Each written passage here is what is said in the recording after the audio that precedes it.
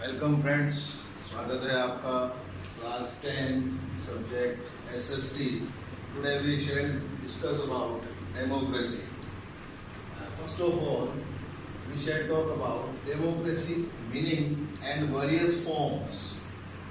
Meaning of democracy. English word democracy comes from the two Greek words demos plus kratia.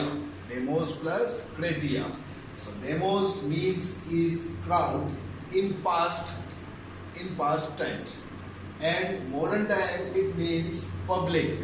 So kratia means power. So the two words इन दोनों का अर्थ हुआ power of public. So demos means crowd मतलब पुराने time में demos का अर्थ crowd से समझा जाता था, और आज इस मॉडर्न टाइम में इसे पब्लिक मीन्स से समझा जाता है. और क्रेतिया का मीन्स हुआ power. So the power of public. So democracy means power of public. अब देखिए इसके बारे में हम बात करते हैं. This is a method of taking decision. Democracy is a method of taking decision. इसके अंदर क्या डिसीजन लिए जाते हैं, लोकतंत्र में डिसीजन लिए जाते हैं. And second is this is a group of decision making principle. और ये क्या है, एक सिद्धांतों का ग्रुप है, group of principles. Second is this is a concept associated with ideological values. Ideological values means आदर्शात्मक मूल्यों का एक कह सकते हैं इसे कि आदर्शात्मक मूल्यों का एक जुड़ाव है, एक अवधारणा है, कंसेप्ट है.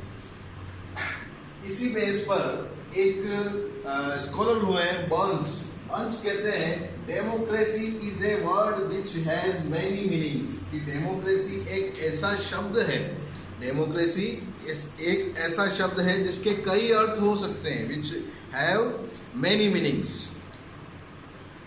Next we shall talk about various forms of democracy. First of all political democracy, राजनीतिक लोकतंत्र. अब राजनीतिक लोकतंत्र या पॉलिटिकल डेमोक्रेसी क्या है देखते हैं.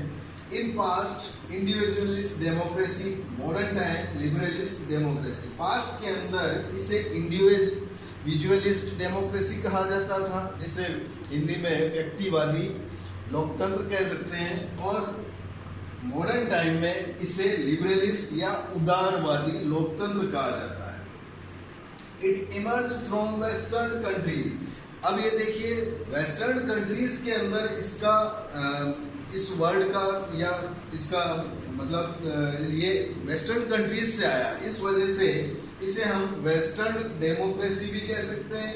और मार्क्सिस्ट जो हैं, मार्क्सवादी जो थिंकर्स हैं या स्कॉलर्स हैं, वो इसे कैपिटलिस्ट डेमोक्रेसी या पूंजीवादी लोकतंत्र भी कहते हैं. अब देखिए इसके टू सब फॉर्म्स और हैं.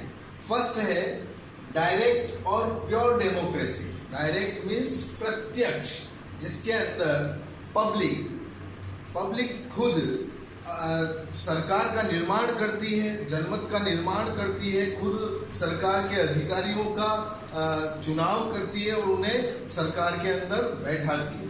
सेकंड इज इनडायरेक्ट और रिप्रेजेंटेटिव डेमोक्रेसी. देखिए इसे अप्रत्यक्ष लोकतंत्र भी कह सकते हैं. इनडायरेक्ट अप्रत्यक्ष, जिसके अंदर क्या होता है कि पब्लिक अपने रिप्रेजेंटेटिव को चुनती है और वो रिप्रेजेंटेटिव आगे जो गवर्नमेंट है उसका चुनाव करती है. सो डायरेक्ट डेमोक्रेसी के अंदर यदि मैं इसका एग्जांपल लूं तो स्विट्जरलैंड के कुछ 5 कैंटन्स के अंदर डायरेक्ट डेमोक्रेसी के एग्जांपल देखने को मिलते हैं.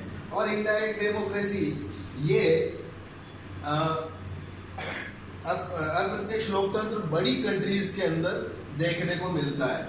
अब देखिए डायरेक्ट डेमोक्रेसी जो है ये छोटी कंट्रीज के लिए कैपेबल होता है, एलिजिबल होता है, और वहीं इसका चुनाव होता है. और वहीं क्योंकि वहाँ की जो जनसंख्या होती है, पॉपुलेशन होती है, वो कम होती है. इस वजह से ये डायरेक्ट डेमोक्रेसी ऐसी कंट्रीज में सक्सेस होती है, ना कि बड़ी कंट्रीज के अंदर जहाँ की पॉपुलेशन ज़्यादा होती है.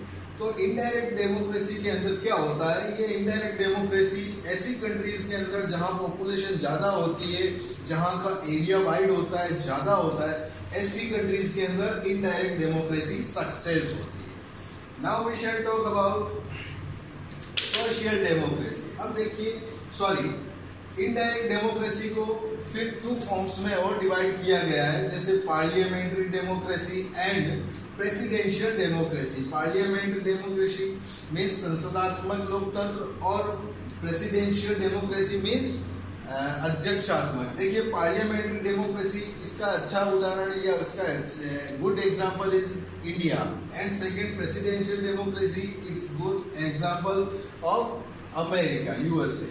Now we shall talk about social democracy. देखिए, सोशल डेमोक्रेसी मीन्स सामाजिक लोकतंत्र, सोशल इक्वलिटी।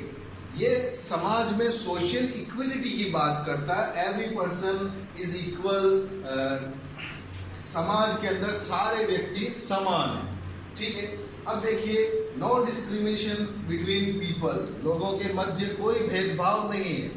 किस तरह का भेदभाव हो सकता है? Breed, creed, colour, caste, religion, language, gender, wealth, birth place etcetera. देखिए, लोगों के मध्य, वहाँ के सिटीजन्स के बीच कोई भी किसी भी तरह का कोई डिस्क्रिमिनेशन इस डेमोक्रेसी में नहीं होता। वह शासन की नज़रों में, गवर्नमेंट की नज़र में समान होते हैं, इक्वल होते हैं। उनके मध्य न तो उनकी जाति, धर्म, लिंग, नस्ल, अन्य कोई और आधार पर या बेस पर कोई भी भेदभाव या डिस्क्रिमिनेशन नहीं किया जाता। और opportunity to develop, and every person has opportunity to develop. सभी व्यक्तियों को समान अवसर मिलते हैं अपनी प्रगति के, अपनी उन्नति के। Okay, now we shall talk about economic democracy. देखिए, economic democracy it presented by Marxist and socialist. Marxist and socialist, मार्क्सवादियों ने और उदारवादियों ने, समाजवादियों ने ये इकोनॉमिक डेमोक्रेसी का सिद्धांत दिया था, ये कॉन्सेप्ट दिया था। और इन्होंने इकोनॉमिक स्टेटस के बेस पर ये सिद्धांत दिया था, जिसके अंदर ये कहना चाहते हैं कि समाज के अंदर सभी व्यक्तियों को अपना अपना रोजगार प्राप्त करने का समान अवसर प्राप्त होना चाहिए। उसके बाद we shall talk about fourth point, ethical democracy. देखिए, एथिकल डेमोक्रेसी ये ह्यूमन वैल्यूज को प्रायोरिटी देते हैं। मनुष्य अच्छा, गुड बिहेवियर करे, अच्छा आचरण करे विद अदर पर्सन, तो इस कारण इसे ह्यूमन वैल्यूज के लिए एक अच्छा उदाहरण या एग्जाम्पल मान सकते हैं। और सेकंड है ब्रदरहुड। ब्रदरहुड, बंधुत्व की भावना, भाईचारे की भावना। देखिए, जो फ्रांस की क्रांति हुई थी 1789 के अंदर, उसके अंदर जो मेन जो बात थी वो थी ब्रदरहुड की भावना, लोगों को भाईचारे की बात सिखाना, ठीक है। अब देखिए, अभी हमने डिस्कस किया डेमोक्रेसी के मीनिंग्स, वेरियस फॉर्म्स, आप लोग इसका अध्ययन करें। That's all for today, thank you.